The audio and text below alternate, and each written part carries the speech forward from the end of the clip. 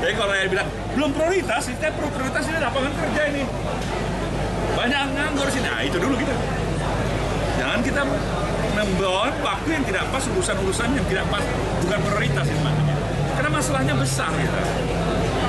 Itu harus kita akuin sekarang ini. Nah, bagaimana menjaga ketenangan kita, bagaimana orang lebih nyaman, orang lebih bangga tinggal di Aceh. Bagaimana pembangunan infrastruktur, sehingga kita hari ini belum memiliki pengganti yang lebih baik mengenai masalah pernahnya ada fasilitas infrastruktur jalan kereta api. Harusnya kita punya kereta api cepat juga dong. Iya, betul. Kan itu loh, kalau itu dibilang prioritas, bagaimana Nasdem punya kereta api? Masa Jakarta, Jawa Barat?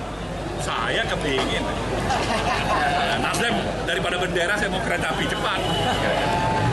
Itu kira-kira.